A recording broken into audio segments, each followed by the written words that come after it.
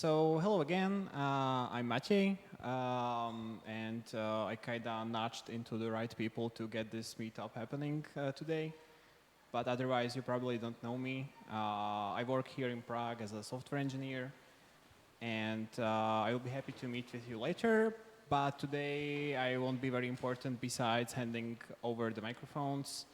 And I would like to welcome our first speaker today, which should be Arto. So come here and tell us something cool.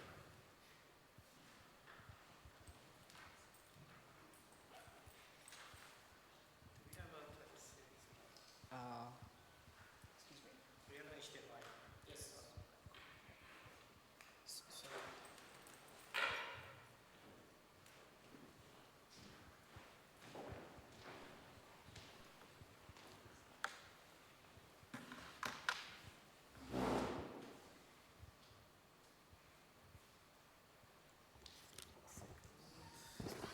We have an ear microphone ready, which is preferable. I can take the handheld. Okay. It's on right now. It's on.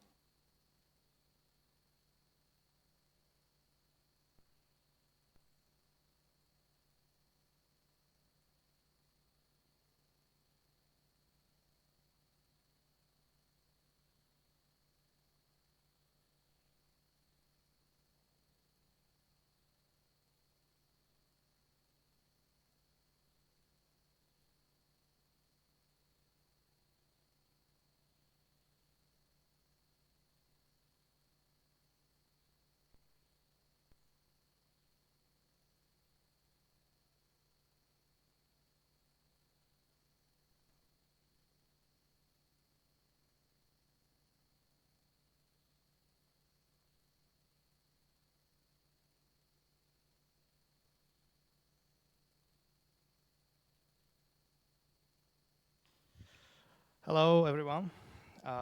Thanks for coming, to all of you. I'm happy to be here. I'm Arto. I live and work in Prague. I work at Barclays as a DevOps engineer, which means I'm just a system administrator that gets the code sometimes. I dabble in Rust on my off time because I like it. I don't need to explain to you why I like it, but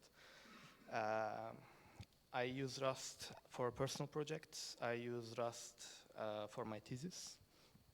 And actually, the topic of my talk today is kind of inspired by my thesis. I'll explain it. So, the main topic, the overarching topic today is eBPF and what it is, how to program it, what it's used for. You might be thinking, this is a Rust conference, why are you talking about eBPF, which is a networking library? I'm going to also talk about the Rust part of things, specifically the IA library. But in general, I think eBPF is cool. That's my personal opinion. I think you might also think that's cool. So here we go, I guess. How many people have actually heard of eBPF until now? That is more than expected. Great. Hi. So let's get started, I guess. I guess I should make maybe bigger. 1 second.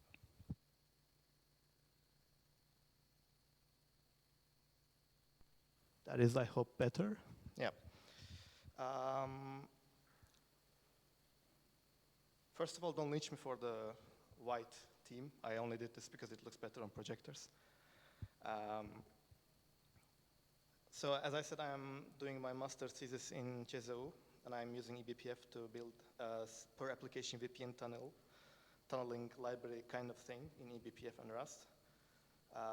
The idea is that you have a VPN, you turn on VPN, everything goes through the VPN, which you might not always want that. So maybe you only want your browser to go through the VPN while your file sync or your game or whatever keeps low latency connection. That's what I'm attempting to solve. Keyword being attempting. So let's talk about eBPF first. So the name is called Extended Berkeley Packet Filter. Why extended? Because some people at Berkeley long ago thought that, hey, maybe we should add some sort of filter to the Linux kernel to easily be able to filter packets going through the network interfaces. Which is fun, which was a revolutionary idea at the time. People liked it. However, after some time, some other smart people came and realized that it's actually a really good, useful idea. Maybe we should do this not only for network packets, but other things as well. That's where extended packet filter was born, eBPF was born. Don't be fooled by the name. It's not only for packets, network packets. It can be used for many things. As an example, you can attach a program to a syscall or a trace point in the kernel anywhere you want. I'll get more into it later. It basically gives you the ability to run very small sandbox applications within the kernel, and you can load and unload them dynamically during runtime without rebooting or exiting or changing anything. The traditional way of, I guess that's next slides.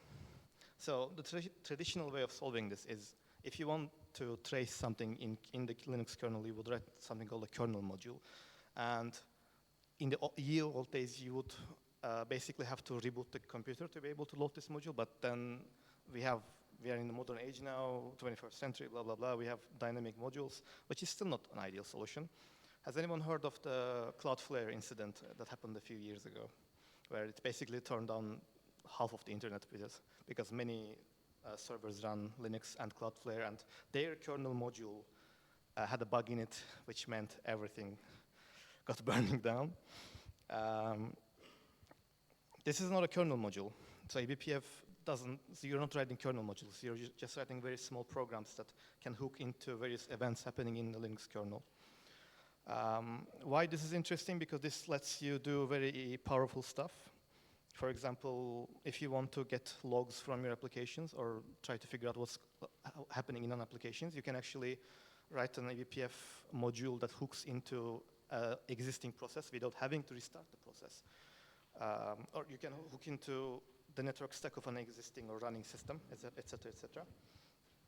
So these days you can write a program, then load it into the Linux kernel. And you might be thinking, hey, how does this work, right?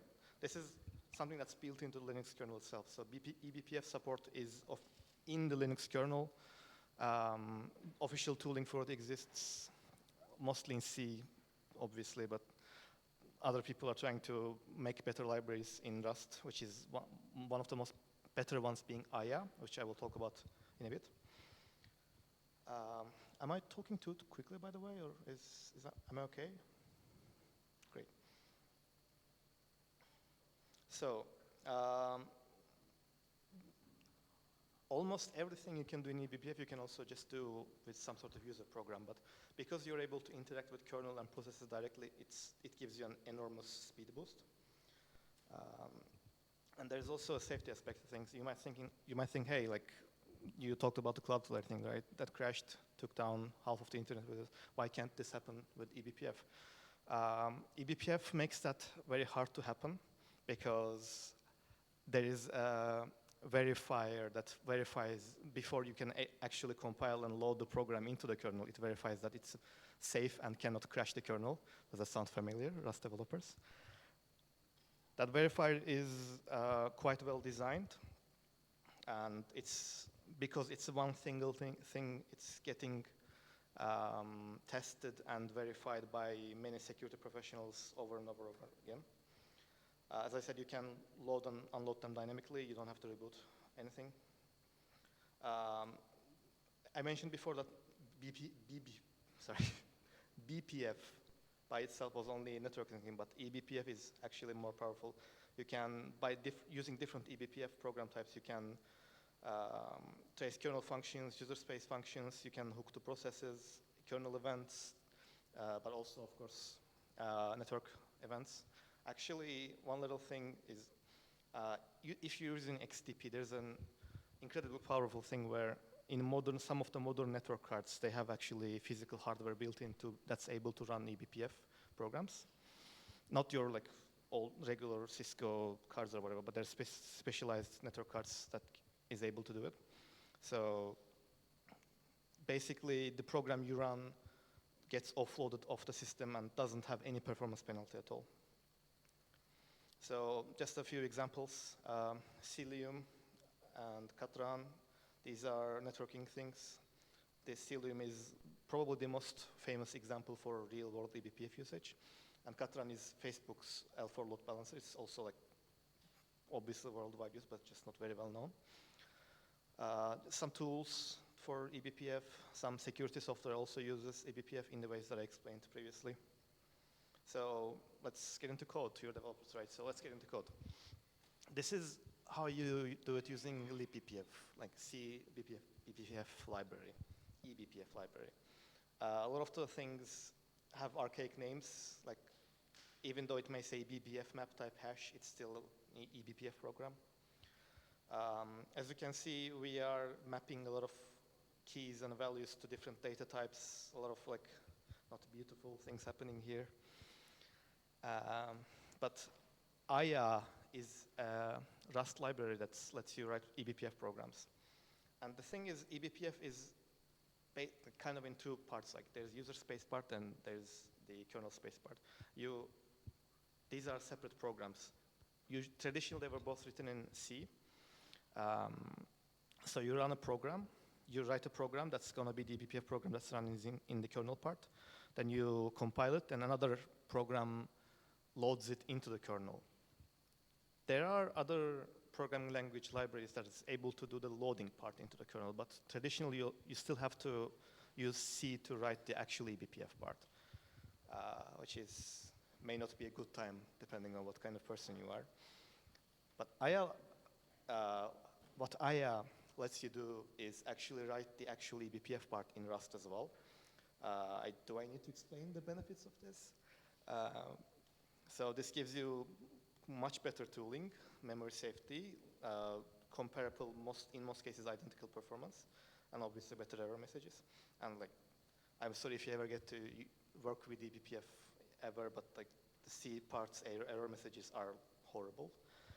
The Rust part is not much better either, but it is better, but it's still like, anyway, I digress.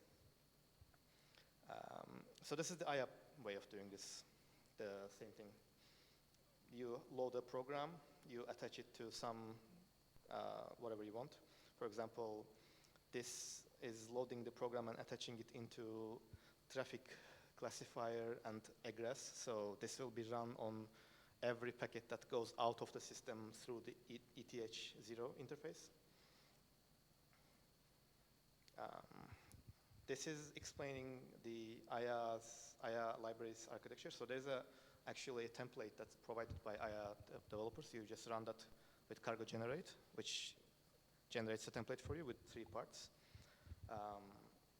Aya eBPF is the eBPF part that I explained. Aya part is the user space part, so you can use this to load and interact with the eBPF program. And there's also shared, which I've never even used, but I guess you can write shared libraries over there.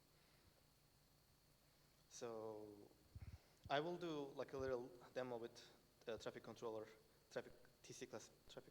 classifier, I think, yeah. There's XTP, which is Express Data Path, kind of more advanced, a bit harder to write for, but it allows you to do offload programs to run as fast as possible. TracePoint, for example, you can attach to syscalls, or like you can track every time a file opens or closes if you want to track that.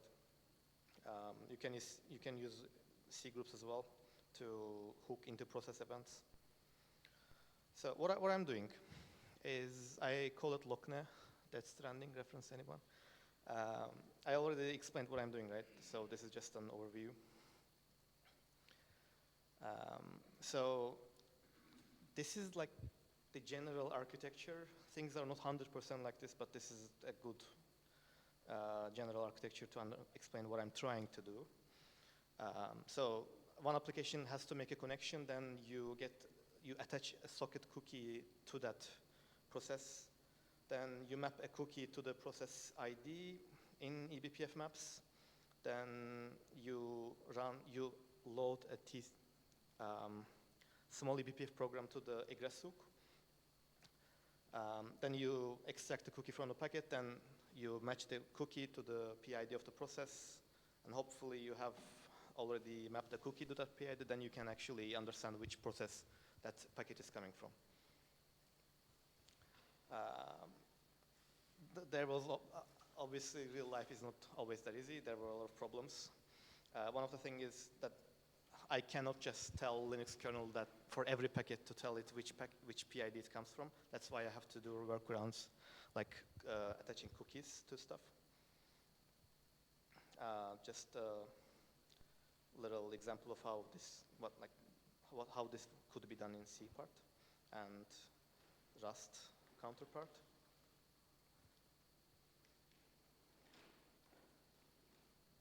Okay, so I want to talk about a few challenges I hit. For some reason, a lot of the times you attach stuff to egress hook I was like trying to test with ping, right? Obviously, testing a packet going through, you ping something. Apparently, ping doesn't call connect because ping technically is not an IP packet. It's an ICMP protocol. ICMP is a protocol itself, but it's not an IP packet, basically. So that's why I had to basically use curl to simulate real-world conditions. Another thing I said is that we want to basically know which process packet is coming from, right? Great. But the problem is, as I explained our workaround to adding cookies to process IDs, but you cannot do that after the fact, after the process is created. Unfortunately, Linux just won't tell you the information. So the only workaround I have right now is I'm just having my process run the new process so that I can know the details about that process and attach a cookie to its network path, etc., etc. A verifier also makes life a bit hard, but this is a Rust conference. I guess you're all familiar with battling with verifiers. So what I can do right now is I can do process tracking. I have like two eBPF programs, if I remember correctly. One is classified, another one is the thing that attaches cookies using C groups. I get really nice performance. I'm not exactly sure if I measured this correctly, but depending on the user space program, I get like many times. I should have statistic here. So like 1,000 times faster. Code filtering. Let's get, where are we? Yeah, so I don't obviously support IPv6 yet. I haven't actually done the packet redirection, so I should be able to get the packet from any process and redirect it to a WireGuard interface, hopefully. Why WireGuard? Because WireGuard is simple and I really don't want to work with other VPN protocols. I unfortunately don't hate myself. There's a lot of little housekeeping things to do, but just details, not really relevant. Just, this is an example of a TC classifier part, how it would be written with using eBPF in C world. You're getting the data. It's not actually, doesn't look that bad. It's a nice looking example, I would say. And this is how that's looking in the Rust IA kind of world. Kind of looks better, I would say, but I'm biased, obviously. So I have a little demo I want to run. I don't know if it will actually work. But the reason I don't know if it will actually work is that I tested this in my computer and I'm actually SSH'd into my home server, but I'm SSH'd using a Tailscale, which actually takes over the networking. So I don't know how exactly that will work, but we should still be able to make a small little eBPF program using cargo generate. I'll just show you, like, if it should take only a few minutes. I'll talk about the lessons learned from my shenanigans. First of all, when I was trying to learn how this stuff was working, I was reading a book by Liz Rice, and she's doing the user space part in Go and doing the actual eBPF part in C. And there's not actually much libraries to handle with when on a C part. You just write eBPF code, you know what to write. There are a lot of examples, etc. So that's the mindset I was going with to the Rust part. However, turns out the IA developers were they are very opinionated, let's say. So trying to figure out how things work and how things should be attached and how things should go, what should go where, was a lot of pain. The docs weren't exactly helping either. So I just gave up and used their template, which generates a lot of code, but it works. So yeah, this is just a general good software advice, because debugging is really hard in eBPF because the error messages are not always very easy to understand if you get even error messages. So I found that adding just one little feature at a time just helps, maybe one line of code. Obviously, you'll eventually need to learn to read actually verifier errors. And there is also the networking part of things, which I was already familiar with because I have a networking background, but even with my networking background, things kind of get confusing sometimes. So you actually need to understand the Linux networking model, at least a bit. But yeah, Rust definitely helps when doing this, so yay. This is just a rough benchmarks I did. Again, I'm not exactly 100% sure I did the benchmarks correctly, but these are the numbers I got, rough numbers. Compared to a user space proxy that I think I implemented with, I don't remember the name of the library, but why this is this much faster is because for every packet to be read and analyzed, if you're using a user space program, the packet has to actually travel from kernel space up to user space, where you can actually read it safely and do stuff to it. Then if you're gonna filter it or do whatever, it has to go back to kernel space. And because of the Linux kernel design, there's a lot of checks and whatever happening between user space and kernel space. So that checks add a lot of overhead and slow you down. While writing eBPF code, because it just runs in kernel, right there, whenever a packet arrives, it's immediately being run as a bytecode. So it's so much faster, as you can see. Just some resources. I'll send a link to the slides and some example code to the Discord server, I guess.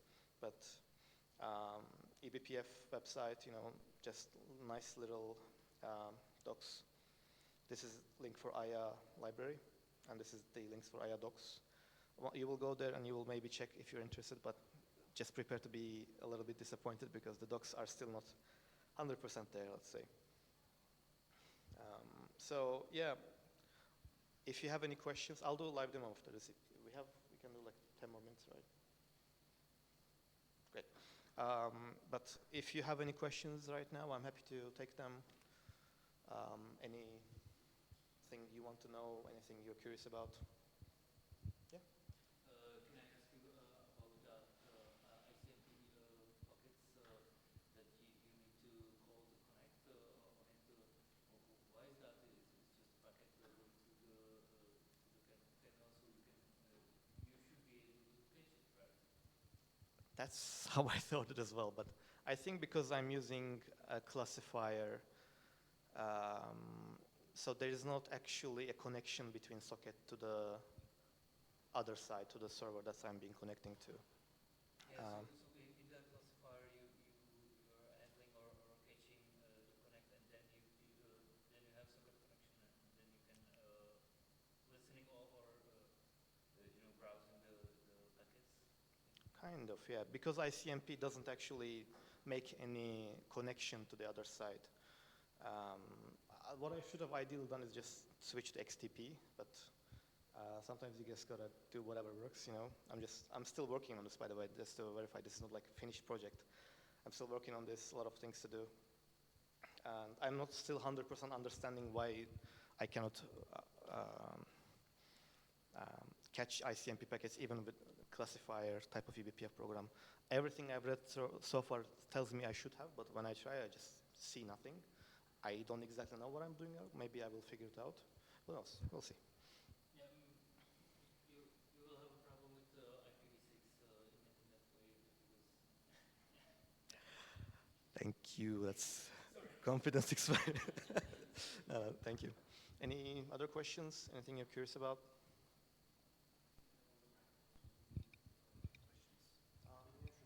Yeah, if there are questions.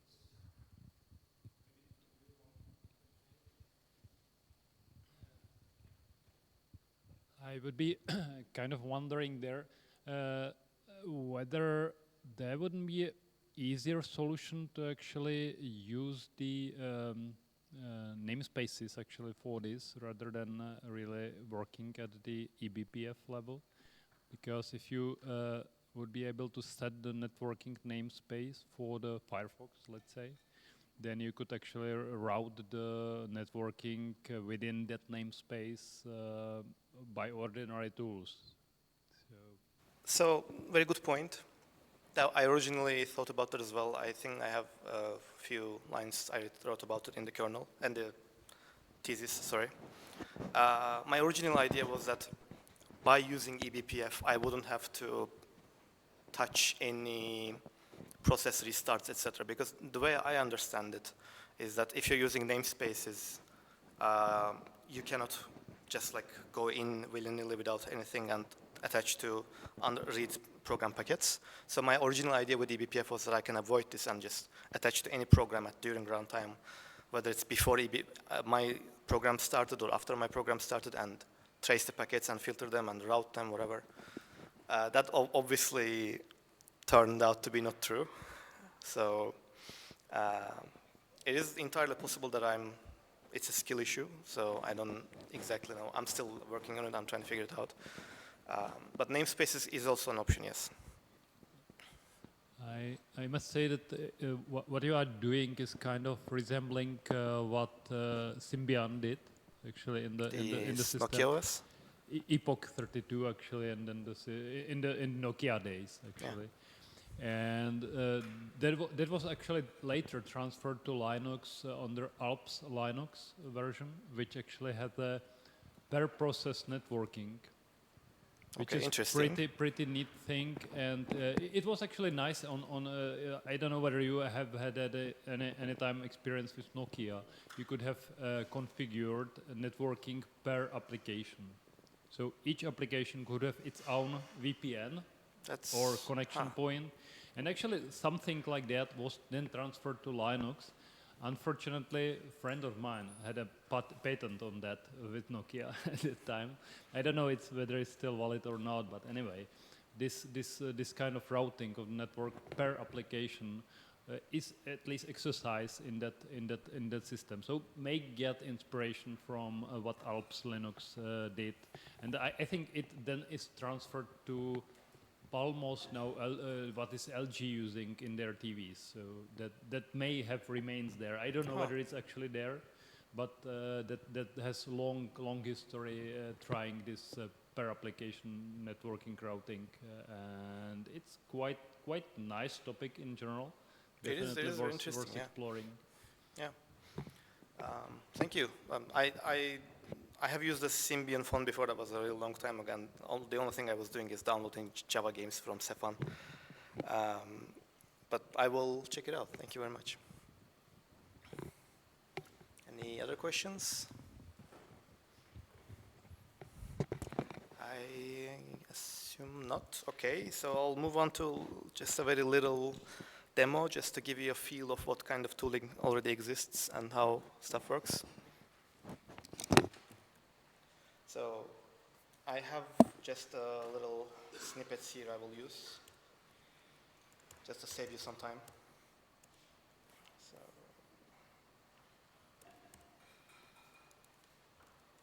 So there's actually, as I said, there's a template that the IA developers provide.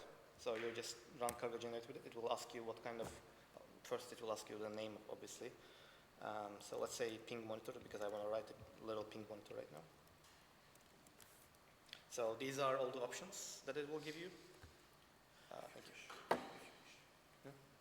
Yeah, all right. I think I'm audible right now. This is all the options that it gives you. So for our use cases, I will use a classifier. I can also use an XTP, as I said. Some other things here may also work, but classifier I think will be easy for us right now. So my PC out interface is ENO1. I'll type that. I'll type ingress. So this, as you can see, this generates a little, not little, maybe a lot of stuff, but most of this stuff is Nix related. This generates a few folders for us. One is ping monitor, one is ping monitor common, one is ping monitor eBPF. This folder is what actually hosts the eBPF part. So cd ping monitor dash eBPF. If I just run this, which also have to run it using a very weird command because if I explain why I have to run it like this, we will be here for a long time. Let me see. Support STD. What? Okay, well, let me get back here. I think it's because of my Nix environment. Generate ping monitor classifier one. Okay, what is going on? Okay. Ingress. Okay, cd ping monitor, and I also have to Nix template here, Nix develop to get the dependencies. So now I should be able to run Rust log info cargo run with sudo. Small detail I want to mention. Some of you may wonder, a lot of people wonder this online, isn't this a huge security risk? Because you're able to load into kernel, see everything you want, control everything you want, right? But the thing is, to be able to load or interact with any kind of eBPF program, you need root permissions. And if you have root permissions like this, that's not a big problem.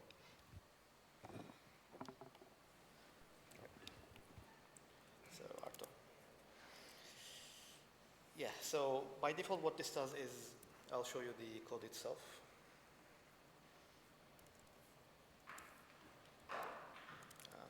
So ping monitor src main.rs. By default what this, okay, so not this is the user space byte, apologies. eBPF, excuse me. Dash, it's not underscore, it's dash. So, as you can see, this is the eBPF program. It's quite simple. So, as you can see, this macro binds this function to be called as a classifier program, and this will get the context from the CTX variable, which is the traffic classifier context. It will call the try ping monitor function for every context, which is every packet received in the ingress loop. And for now, we just like printing that we received the packet, right? So what I will do is I will use this little piece of code here to output a message every time something is being received. And let's go through this code real quick. So, because we are dealing with raw Ethernet packets, there is some tooling that exists that helps you with this, but you can also just use unsafe and just get the bytes from the Ethernet packets, right? For example, the 12th byte of the packet will tell you what kind of packet it is, if I remember correctly. Yeah. So if it's IPv4 or IPv5, IPv6, or any other IP version that may be released, this 0x008, I believe, corresponds to IPv4. So if it's not that, we return. Coming back to IPv6 support, I haven't tried that, as you can see. So we get the protocol from the 23rd byte, which is, we can see that if it's an ICMP packet or not.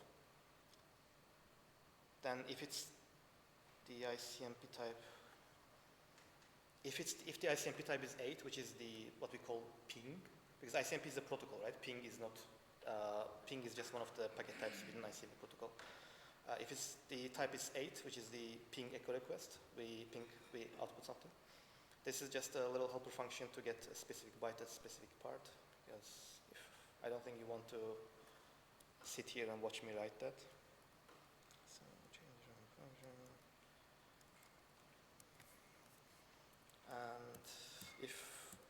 I pray to the demo gods enough, this should let me get something. So I have a Proxmox server here, and is something pinging me? Oh, what is, yeah, so I have a ping running here. So nothing is happening, and I'll go to my server I have at home, and I'll ping myself. As you can see, now we're getting the pings. So this will, again, this is basically zero latency, zero overhead, and runs for every packet received. One more thing that I may have done, but I don't think it will work correctly, is I wanted to try filtering for the source IP to filter, just to make like a little firewall, basically. But being the ADHD guy I am, I of course left it to the last days, so I couldn't get this working reliably. Sometimes it works, sometimes it doesn't, so yay. But the idea is, as you can see, you'll get some bytes, then in the context that you received for every packet received, you have the source IP, destination IP, ports, etc. And you're able to check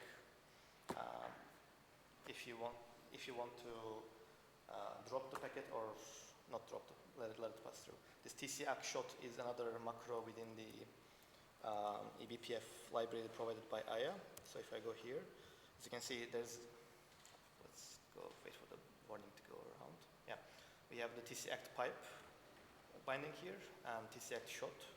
This will drop the packet and this will let the packet pass through. So this basically what you're doing here is implementing the most basic firewall possible.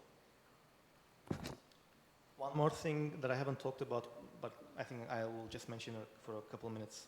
You might be wondering how would we actually interact with this program, because this is an eBPF program. This gets compiled into bytecode and loaded in the kernel, right? And you cannot just reload and reload stuff into the kernel every time you want to change something. I mean, you can, maybe you shouldn't. So how eBPF acts with user spaces, there is a concept called eBPF maps, which is basically a shared region on the memory. Shared regions are back, baby. Shared region on the memory that lets you communicate within the eBPF program that's actually running in the kernel and your user space program. So if we want to imagine, we could have some sort of map that holds the IP addresses that has to be blocked, and some sort of maybe even more information we can hold, like what kind of filtering to do. Maybe we can filter for ports. So as you can see, with very simple code and simple scaffolding, this will let you do really fast firewall, basically. I talked a lot, and I will ask one more time. Any questions, anything you would like to know, anything I can answer? If not, thank you very much for listening to my ramblings. I am looking forward to listening to other talks. If you want to talk about this or any related topic, I'll be around, so come say hi. Thank you.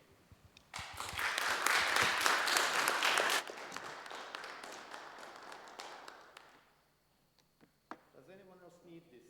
I can leave it here. Let's make a 5-minute break to sort out some technical issues.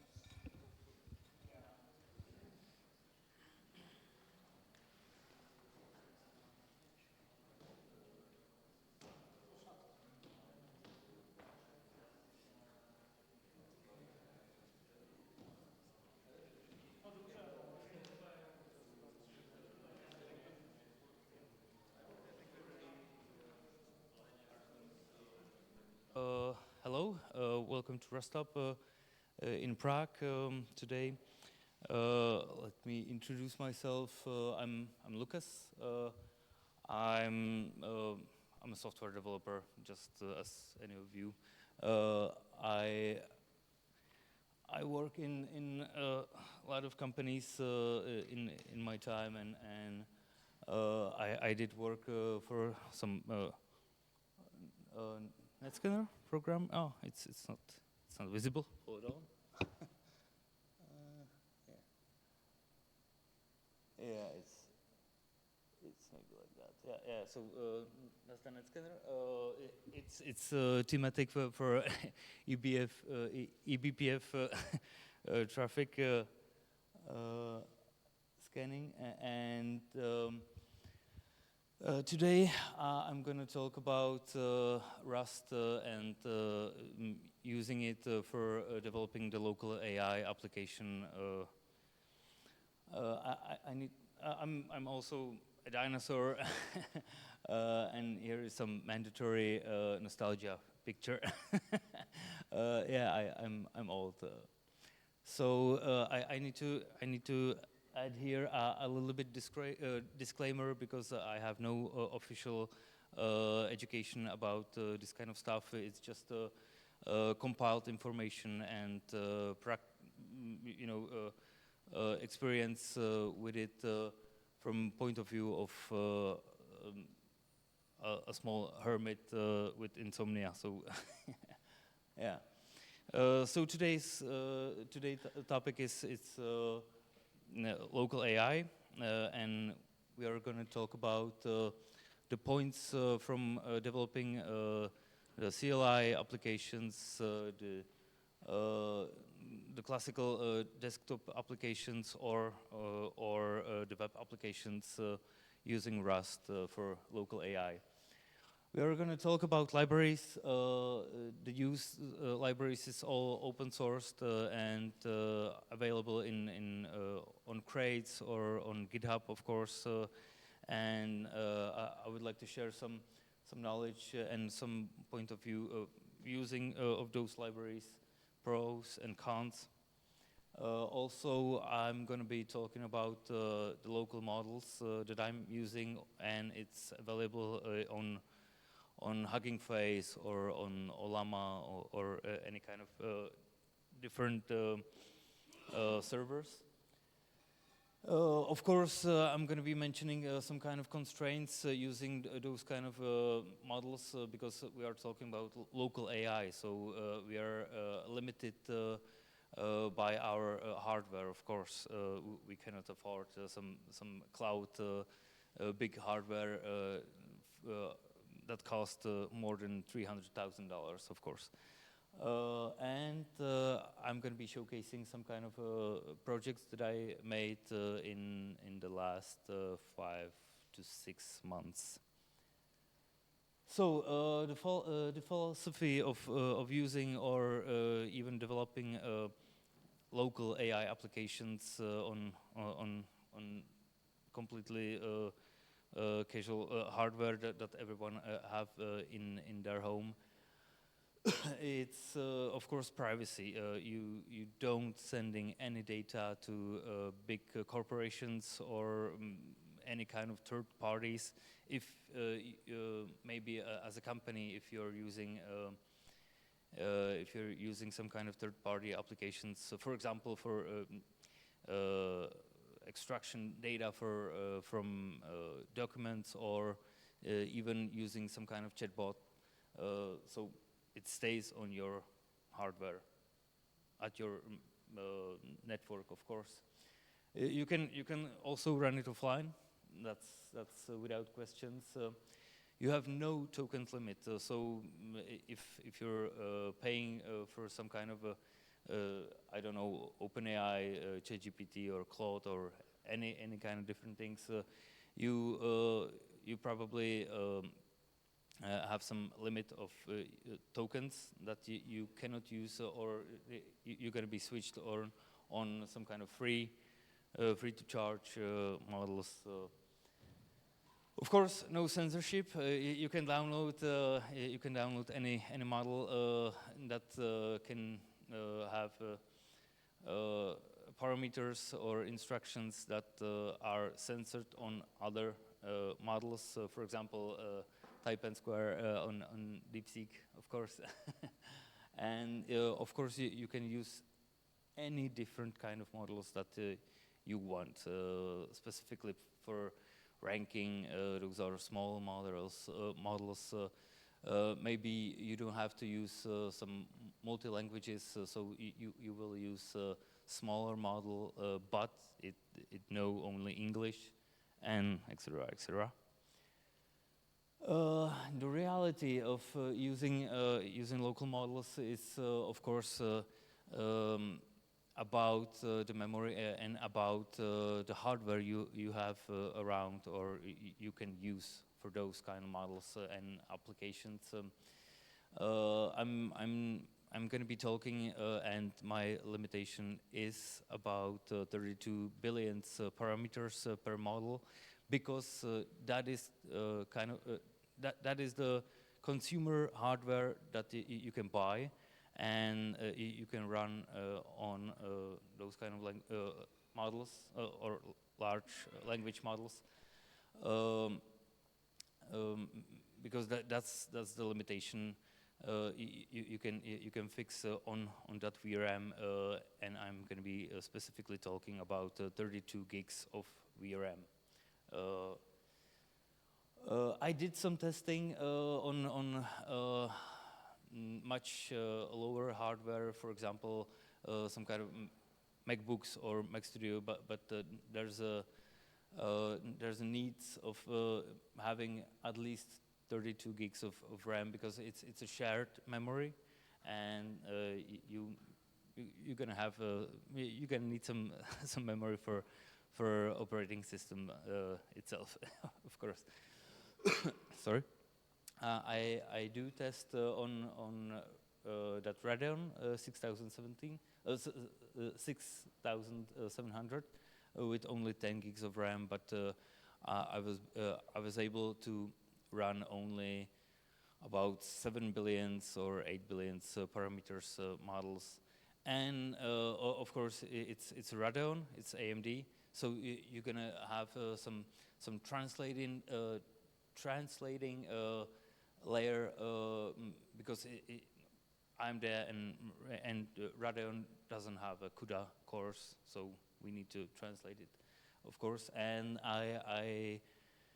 I did have opportunity to test some of my applications and run some tests on one GPU of H200, which is having 141 gigabytes of VRAM, and yeah, it was really interesting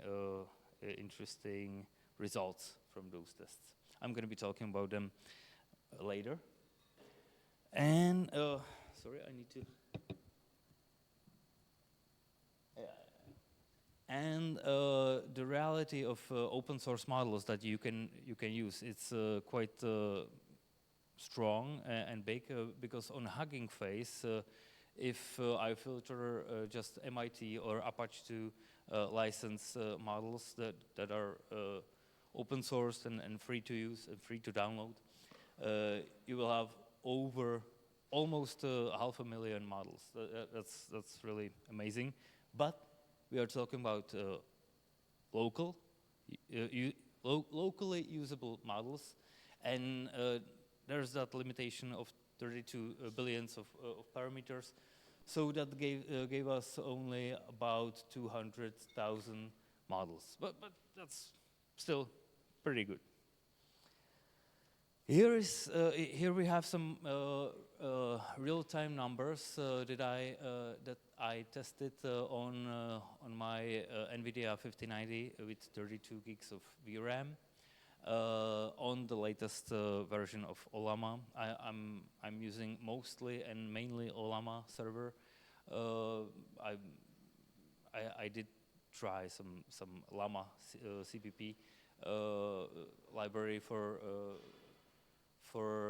hosting local models, but I just get used to Ollama. It's kind of better at least for me. And you still can use GUFP formats of raw models. So here you can see the most popular models.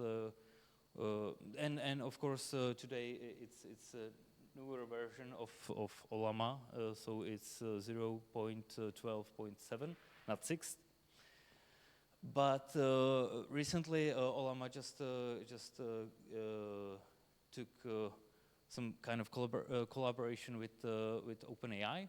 So they finally OpenAI they finally release the open model and open source model with the name GPT-OSS. They have two models, one with 20 billion parameters and second with 120 billion parameters. Without the question, you cannot use. Oh, yeah. With regard to those models, you don't mention the quantization there or size of the parameters actually. Yeah, that is true. I'm sorry, I didn't mention the quantization of those models. Usually they are. I have them later. Okay. So but usually they are quantization Q4 km. So that's 8-bit, I think. Yeah. So we are having a pretty good numbers on that kind of hardware.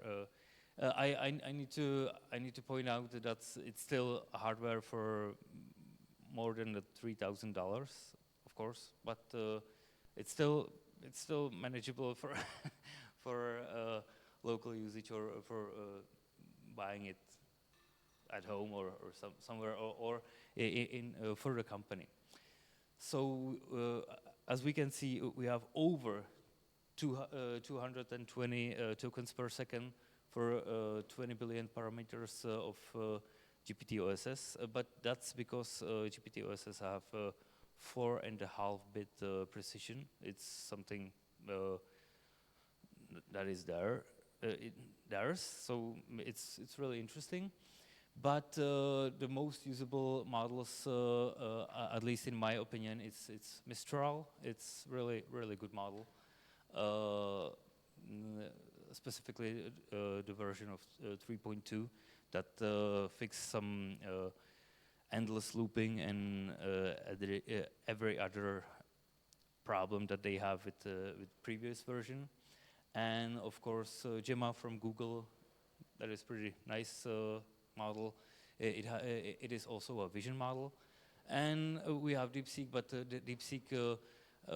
DeepSeek models with lower parameters than 671 billions are just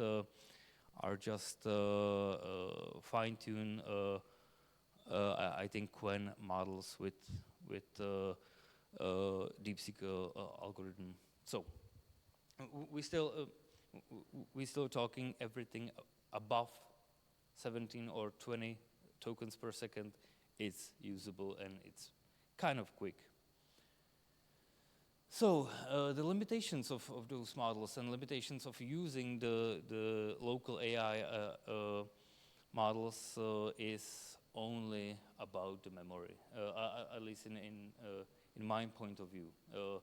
We are getting to my testing on one GPU of H200 with 141 gigs of VRAM, and thanks to that limitations, we only afford much smaller models. That's why I'm talking about 32 billion of parameters.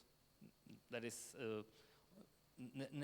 nothing more. It's going to fit into the memory of that GPU. Of course, we need to talk about context window because that's the main thing on the LLM models, and I'm going to get to that a little bit later. And of course, thanks to the context window and the small models, we can afford a much smaller parallel context that we can use. Parallel context, you can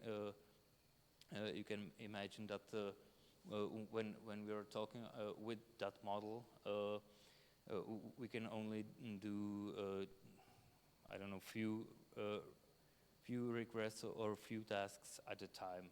So yeah. And of course, when we want to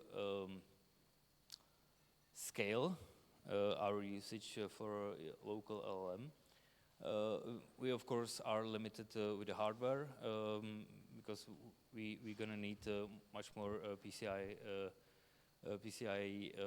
slots for every next GPU.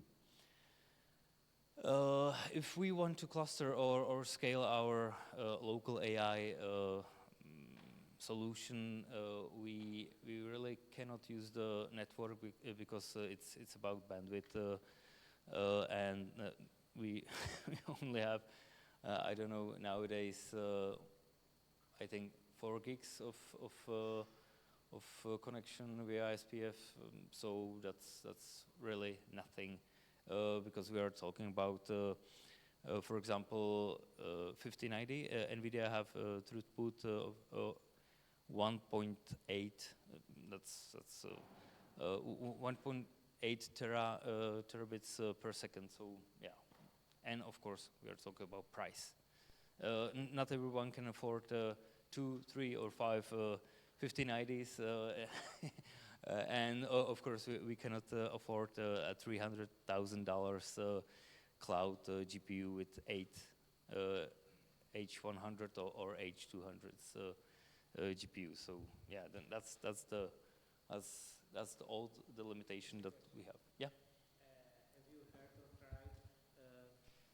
Have you heard or tried the clustering in the same machine? I mean, multiple GPUs on the same motherboard in reality? Because in practice, in my understanding, it's not going to work. Because how they use it, they have very special hardware which is interlinking with very high bandwidth, which is interlinking GPUs, and via PCI they cannot transfer enough data to, for example, split one model into 2 GPUs. Because it gets so slow that it cannot work. Yeah.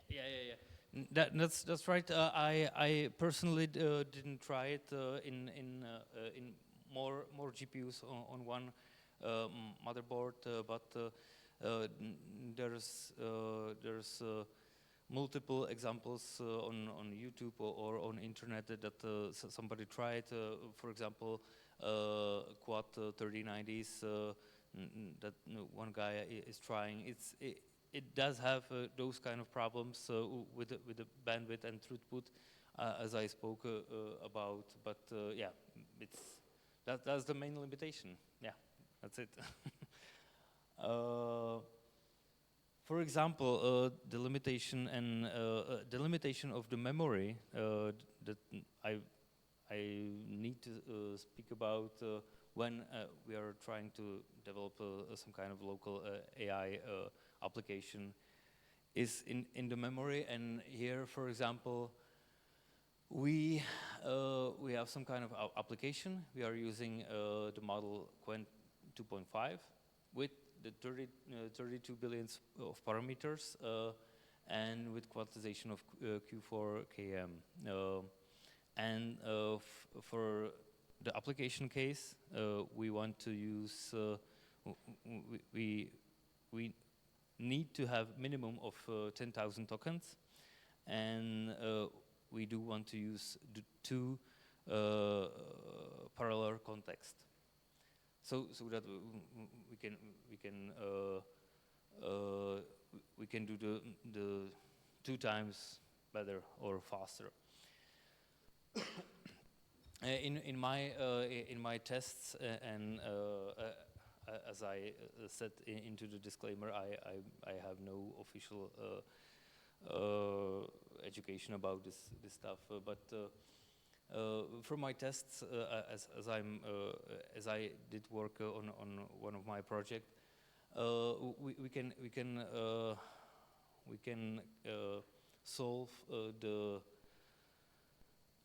the RAM usage and we can count how many tokens and how much memory will it take in our graphics card for our usage. So to count the VRAM usage, we have model weight. That is just the model loaded into the VRAM memory. For example, Qwen 2.5 have around 90 gigs of RAM, plus we have key value cache, that's the KV, multiply by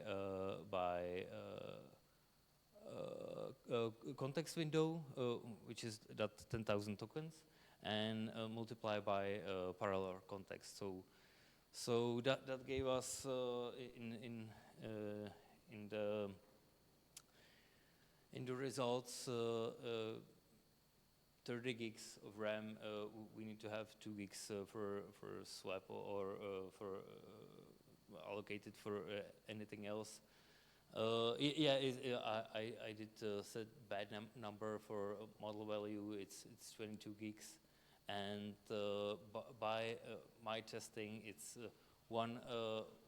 the key value cache for one token. It's 0.037 megabytes, and we get 30 gigs of RAM just for 2 parallel context, with only 10,000 token for context window. That's not that much. Every model that are open source are supporting, or not every, but the latest models are supporting 128,000 tokens in context window, but as I said, we are limited with our memory. So that's the reality of using local LLMs if you want to use it for bigger tasks. So for example, if you want to use some kind of coding agent or any kind of these things, it's it's unusable, because for code that's almost every symbol it's token, and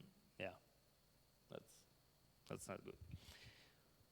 So my tech stack is just I'm gonna list only a few that is kind of important, or it stay on the theme. So I'm of course using Rust. It's not about what you're using. It's about why you are using it, and it's fun. I love Rust, of course, and of course for web application, just simple HTML, JS, and SQL.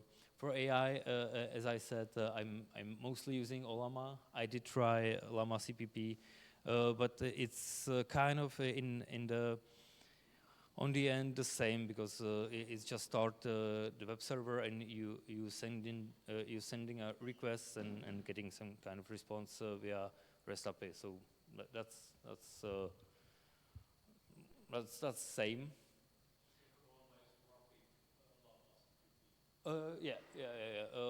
That was true. That Ollama was wrapping Llama CPP, but not anymore. They have their own Go server and their own translator for Vulkan and all that kind of stuff. So that's not true anymore. For databases, I also using SQLite mainly because it's embedded. For vector databases, I'm using Quadrant mostly because it's written in Rust, of course. And I did try the PG vector because I love Postgres SQL and Postgres databases, and PG vector it's a plugin for Postgres database that support the vector databases. It's worth to try. And I'm using for my graph rack system Tantivy. It's a BM25 library that's mainly for only like a simple full text search, and also it's embedded, and it's really nice. And for libraries, I'm going to talk about each, not each open source libraries later, but the main are of course LangChain. That is a very popular library. it started it was written in Python because Python is the main language for AI researchers and all that kind of stuff. But of course, there's rewritten libraries for Go, for Rust, of course, and here we have one. Of course, I'm using the Ollama RS. That's a Ollama library in Rust for using it. Pandoc is for documents because most AI application doing something with the data and therefore with files and therefore with different types of documents. So Pandoc is library for handling the PDF documents and HTML documents, CSV, text, all that kind of stuff. PDFium is very, very powerful library. It's from the Google, and it's not specifically written in Rust. It's not. It's a C library, but you can do anything you want when editing, creating. I don't know, reading PDF files. I really recommend. eGUI, that's a very nice framework library for creating the cross-platform desktop application, and it's very powerful, but it has some limitation that I'm going to talk about later. Ratatouille, everyone using Ratatouille and knows Ratatouille. It's amazing. I had a talk about Ratatouille the last time on Rust Meetup. You can see it in YouTube, and of course RustQLite.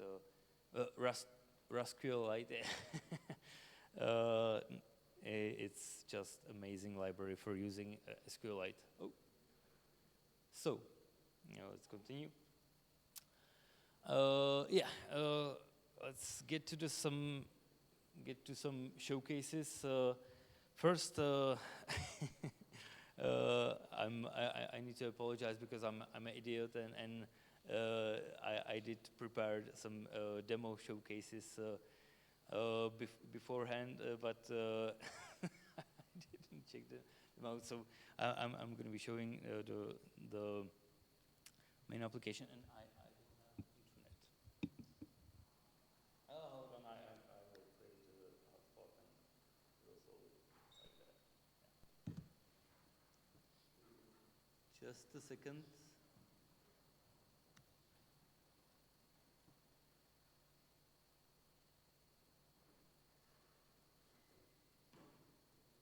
Yeah, that should do it. All right. So showcase number one, I did create some graph rack system application, which there are plethora of them everywhere, of course. But I wanted to create some in Rust because it's fun. Why not? And I did create some CLI application for it, that is mainly for preparing the data for graph rack system. That's the main thing that you have to prepare. It's about chunking the documents. It has limitation of your embedded models that you are using, especially for size of that chunk. I'm using 768 of size the chunks, tokens for one chunk, and my application have two parts. One is the chunker that I just add the directory, and he will go through the hierarchy of that directory, load the documents, chunk them, and then it's doing three parts. One part is making the contextual chunking, that is taking the chunk before, actual chunk, and chunk after, and it will create the contextual chunks that have start and end with the same context. Then I'm storing those in that quadrant vector database. Then I do the question answer chunks, of course, where I would generate from that chunk the question and then make the answer for it. Then I store it into vector database, and then I'm taking those raw chunks and storing them into the BM25 full text database.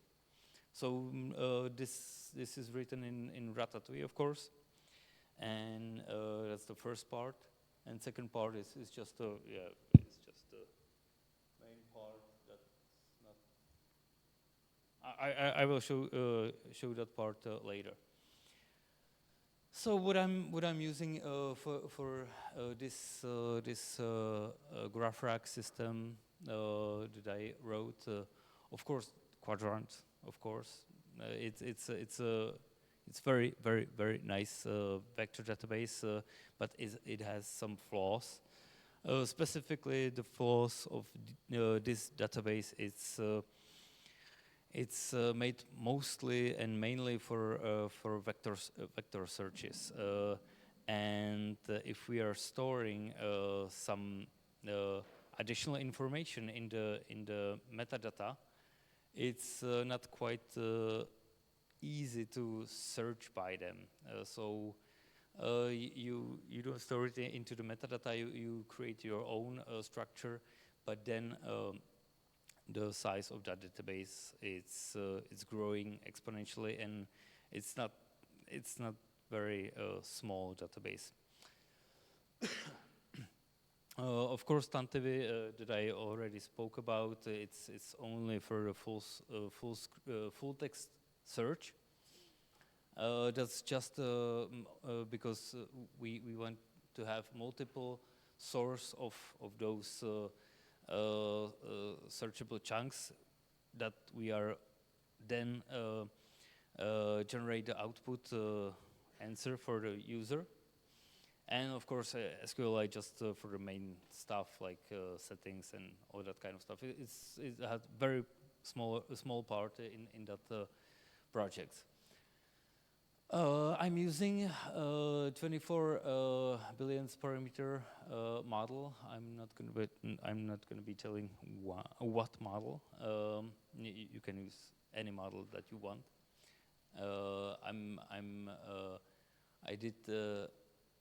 I set the context window for 16,000 tokens, and on 5090 I can afford 3 parallel contexts, which is kind of good. But on the rack system, it's not that visible, and I'm going to be tell you why. Because when you're developing some rack system, it's not just you gave the answer and you gave the question, and then it generates the answer.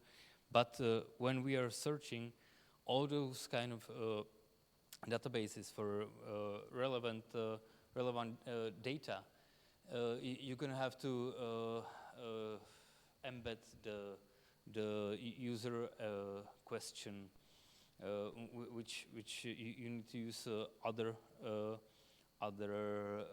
model, and of course you need to keep the context history. You need to rank those kind of chunks if they're relevant or not. You will do a whole bunch of different tasks that is just kind of agentic tasks, and after that you gave the answer. And in my rack system, I have 9 agentic tasks when I start generating the answer, and yeah, it's at least the 3 parallel contexts speed things up, but not that much. For example, if I return to the testing on H200 with 141 gigs of VRAM, I could afford with this settings only 35 parallel contexts on one GPU. So you can imagine how many GPUs with the how many GPUs are needed for a rack system that would support 128,000 tokens for a context window. It's just huge. It's just wow, mind-blowing. And the crates, of course, I'm using Ratatouille as we saw long-chain Rust. That is, we talk about it. Rust Search. That is a really nice library for searching the files in the directories.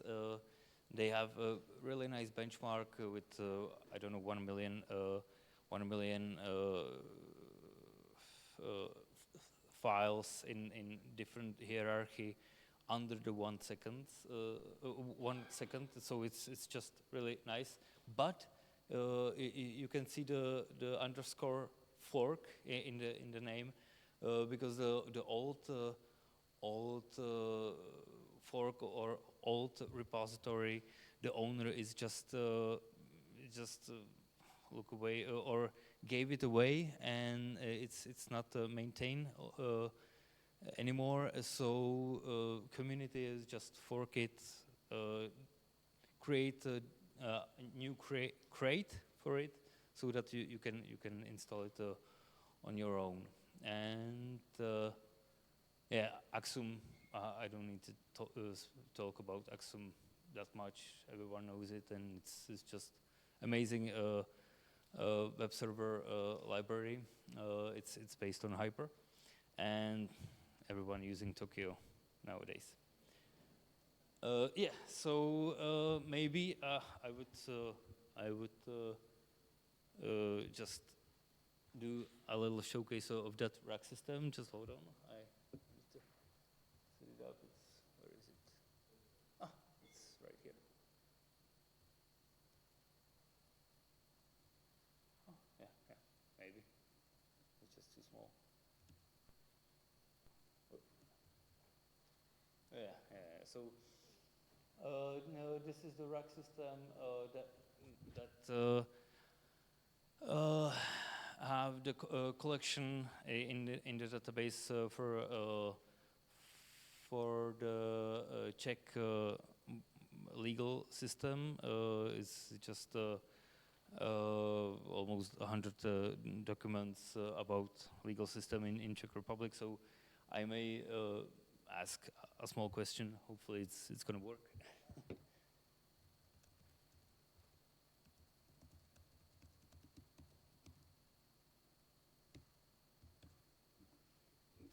Yeah, so I asked the question. Hopefully, it's going to be answering. Yeah, and that's how it's quick on one 1590. It's more than 51 tokens per second generating with 3 parallel contexts with 16,000 tokens. For context window. So yeah, and of course I have some kind of citations with the links on the document itself. So yeah, that's that. And yeah, I already forgot what I wanted at, but okay. Sorry. Well, thanks. Showcase number 2, I developed in the last, all this kind of stuff and many more are just made it in few months. So yeah, it has its flaws, but yeah. Showcase number 2, it's document extractor. I'm just finishing as a as we speaking. Well, not now, but but it's already released, and a few companies are using it in their workflow, and it's about formatted data extraction from the documents, and it doesn't matter what kind of document it is. For example, right now it's not visible enough. I will show it in the real application later. Hopefully, it's work. But I'm also here's the tech stack.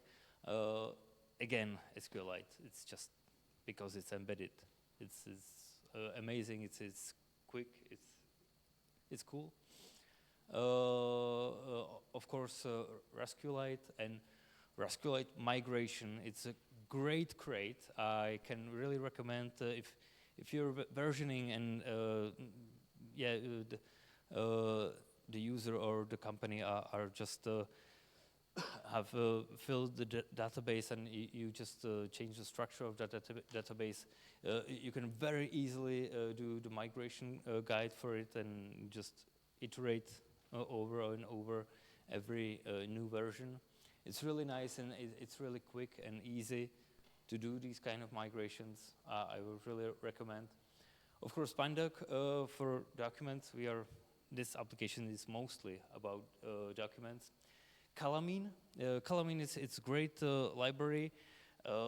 This library is only for the office documents like Excel and what's it, Word. Yeah, I'm not very Microsoft fine.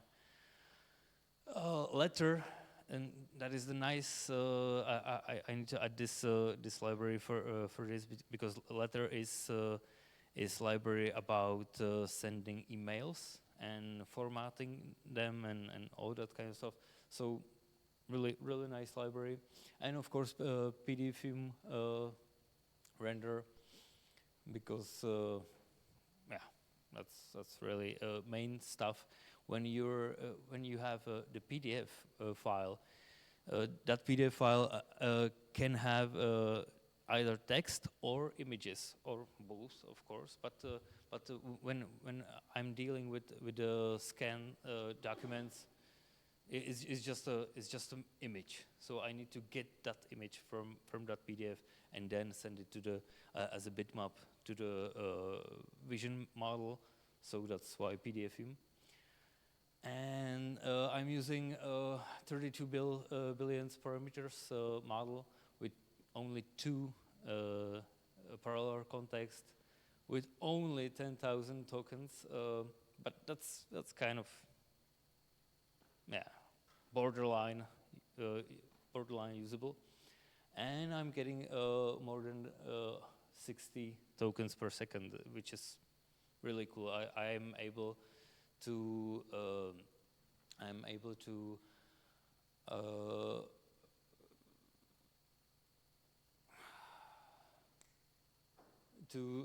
I don't know, run one document in 10 seconds.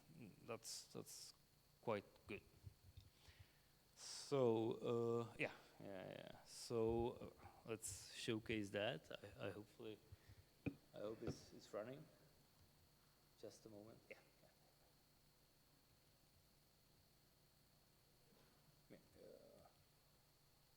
Hold on. Yeah.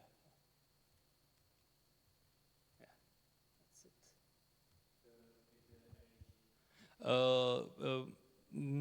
In some cases, I fine-tune my own models, and in some cases, I don't need to. So, yeah, in this case, I don't use fine-tuned models at all. So this is just a plain model that you can download from Hugging Face or maybe Olama or anywhere else. Yeah. So I fucked this up on the really so let's stop showcasing this. But yeah. How does it work then? Does it mean that you prompted that here is an input picture of that transport sheet or whatever, and the prompt says, I want to get this field? You can do it as many ways as you can, and it's just up to you. I'm doing it differently, and I'm not going to be talking about that much. So I already said enough. When I said you just need the structure of your format, of your output format, and then you just need one or two prompts. It's fairly much simpler than rack system. That I can say 100%. It's like 1/10 of the rack system, and you can do this maybe just with only one prompt.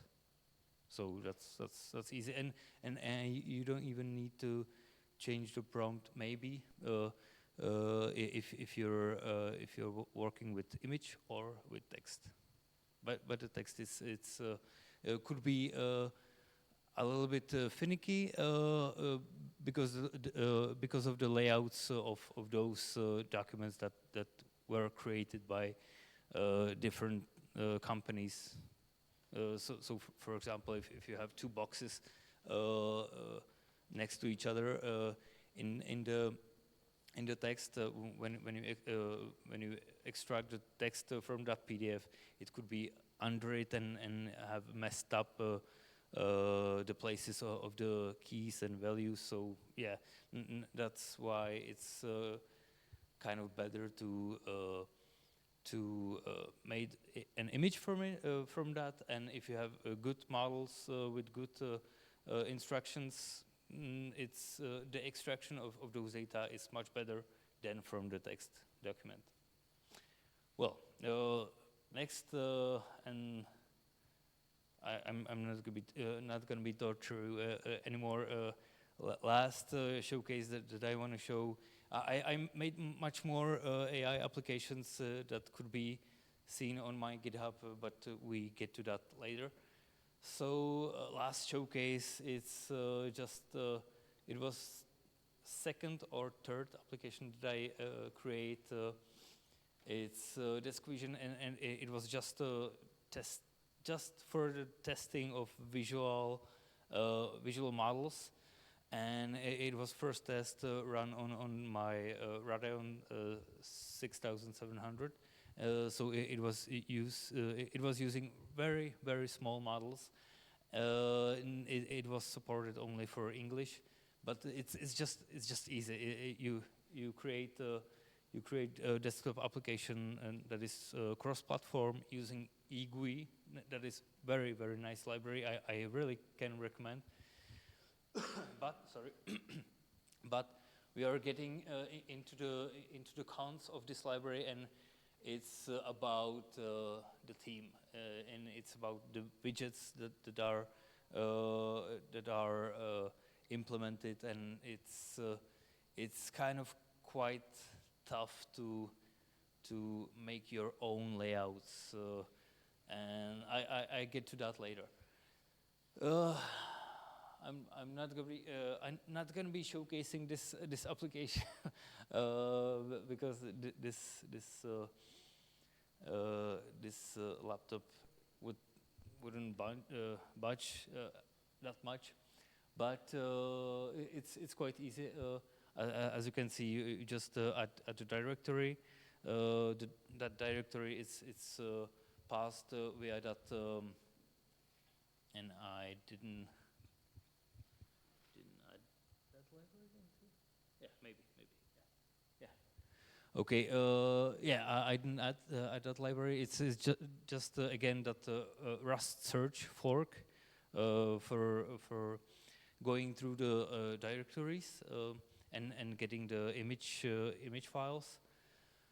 And of course, I'm using mostly for GUI because we're talking about a cross-platform desktop application. So eGUI, eFrame, that is nice sets of that is the framework above the eGUI library with many widgets that are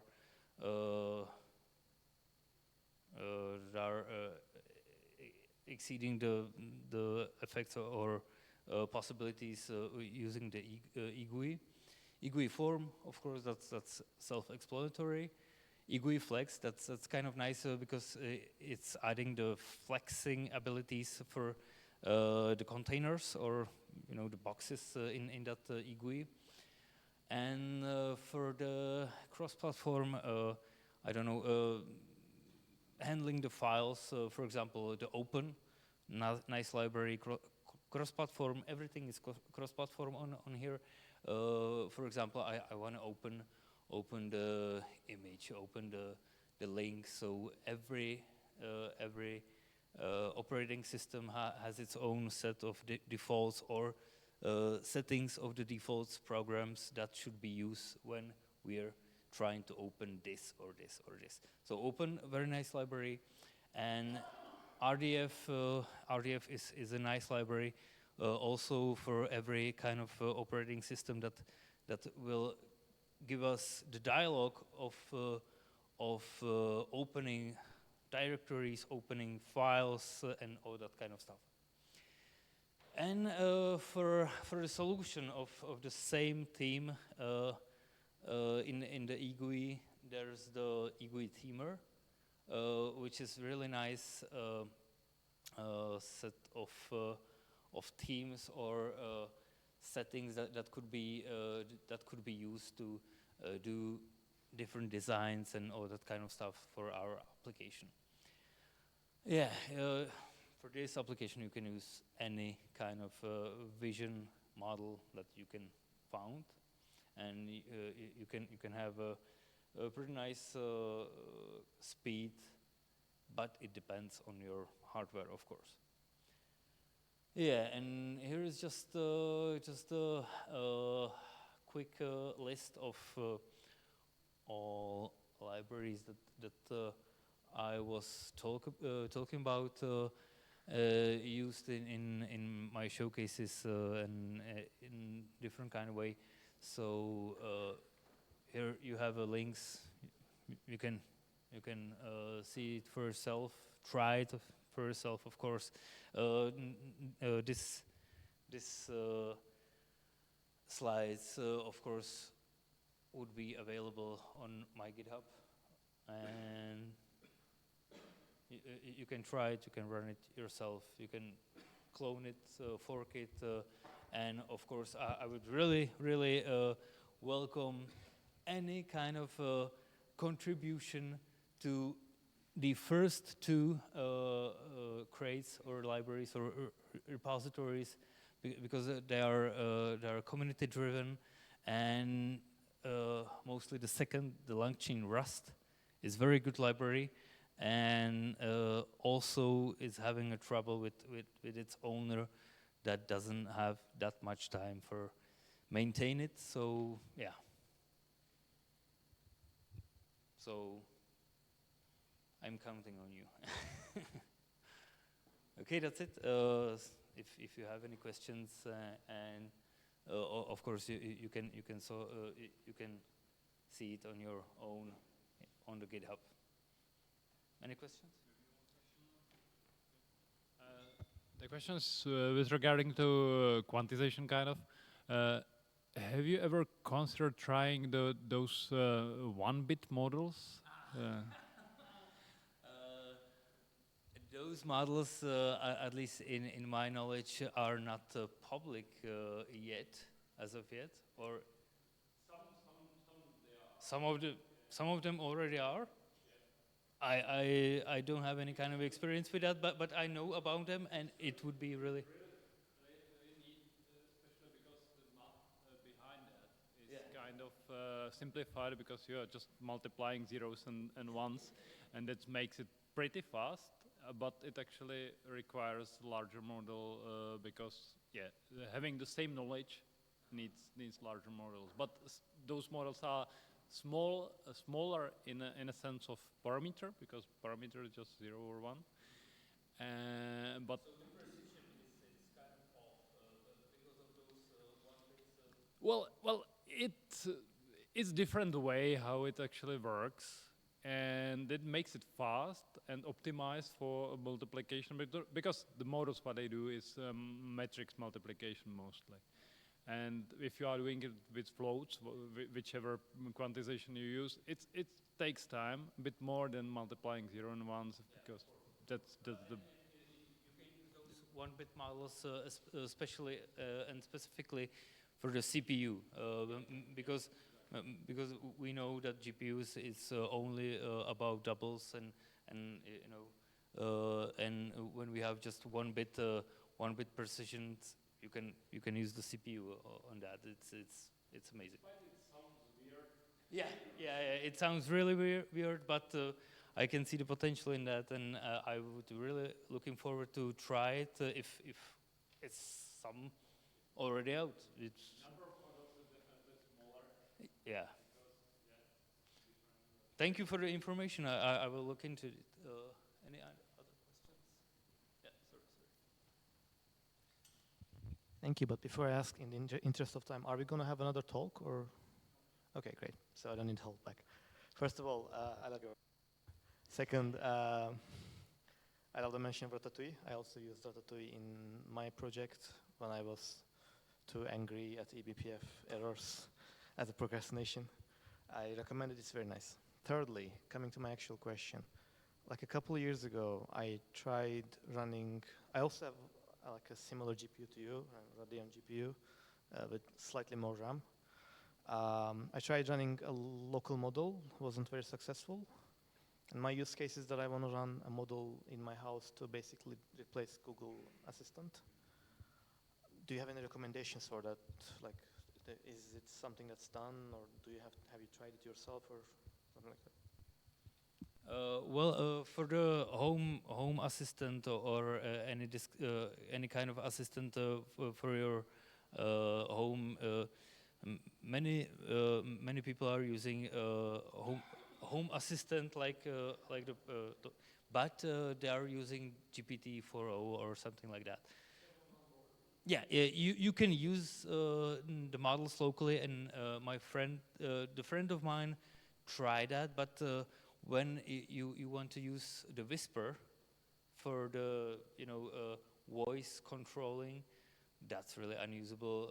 But specifically for the Czech language, we are speaking about the Czech language, and that's why I'm using the models that I'm using, because of the multi-languages possibilities. Because we're in Czech Republic, and my clients are Czech, so I need to address that kind of issues, that kind of issue. But I really don't have any kind of recommendation for your case, but we have the same problem, and I'm preparing myself to work it out. So just wait.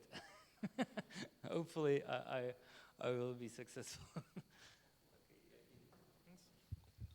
So I have one question. So pretty much you said you're limited up to roughly 10,000-ish size context window, which feels like very small for some of the applications, right? So did you have to do some specific tricks in some of the situations to actually make that work, or did you just go more with like the standard approaches that are already known? Standard approaches, I kind of don't know what there are, because I'm just I'm self-learner, and I'm just trying things that works, but from the papers that I'm trying to read, and all that kind of different situation, and I don't know, possibilities, I'm approaching this kind of limitation with my own way, so that, for example, one of my concurrent application for rack system that it was solving the contextual history of the chat, like that. They took every messages in the history and just push it into the next requests or or question from the user, and just add a small prompt like take aware of the history of this chat. But I'm doing it differently because I have limitation for context window, I have limitation for speed and all that kind of stuff. So I need to do much smaller tasks because every request to the model has its own context window. So you have always 10,000 tokens when you do some kind of request on that model. So you can always have 10,000 tokens for that small tasks. So I would recommend, or my approach is about just do smaller things, even though there's going to be many of them.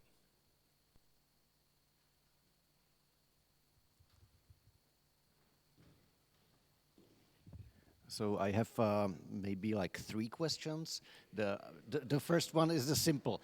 For the first example, the results, were those just citations from the documents, like word for word? Or is it like one of those invented answers? And then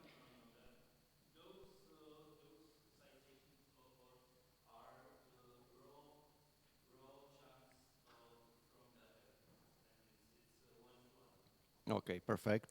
And the harder questions are, how iterations do you usually need to fine-tune the prompt? Like a lot? Yeah, okay.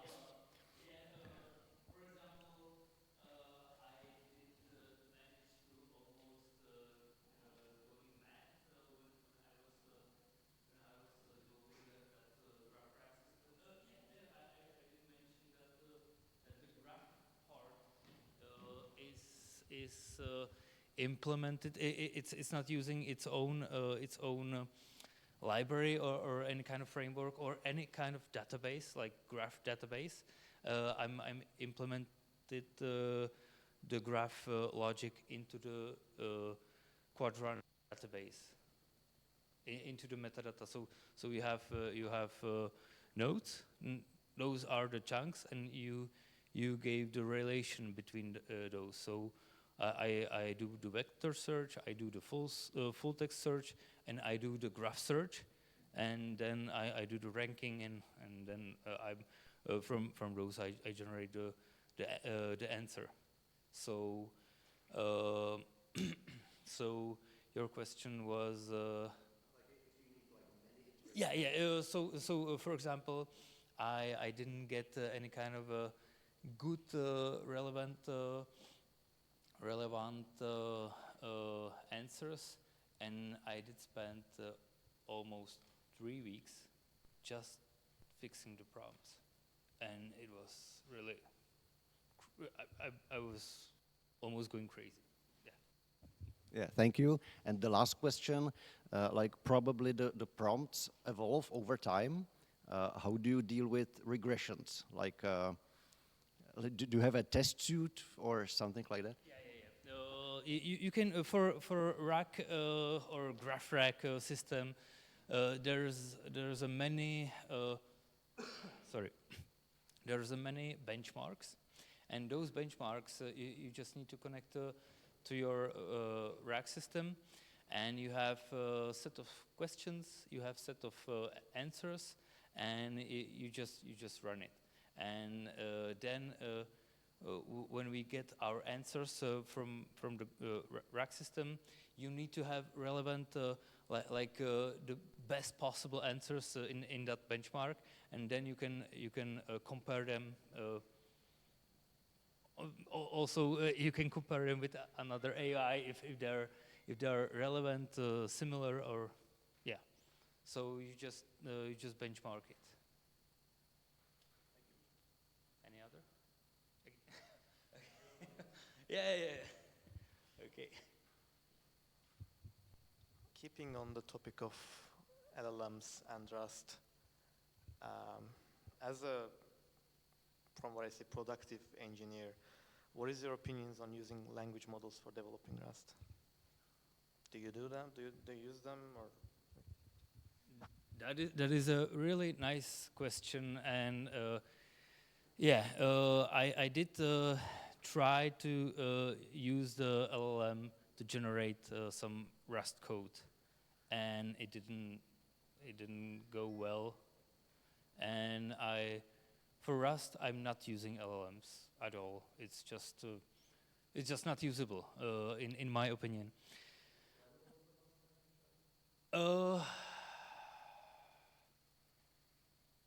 Maybe 1 or 2 months ago, but yeah, it didn't solve my problem. It was doing what it wants. I did try the Gemini, and I did try the Claude, and I did try the ChatGPT. It's not usable. But for what I'm using for generating code, it's the front end. That's where it exceeds Excel, and yeah. Sorry? Front end is for the desktop applications. It's eGUI, of course, but front end for the web applications is just simple HTML, vanilla JavaScript, and CSS. Yeah. Okay. So if not, there is no any other question. I thank you so much, and yeah.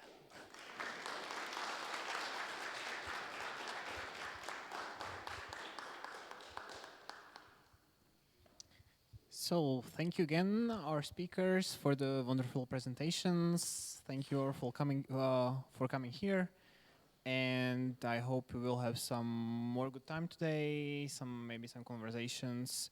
I don't know how long can we stay here in the room. Okay, okay. So how much we need, and I will try to put a link to the Discord server on the screen, so you can join if you're not already there. And yeah, enjoy. Have a nice evening.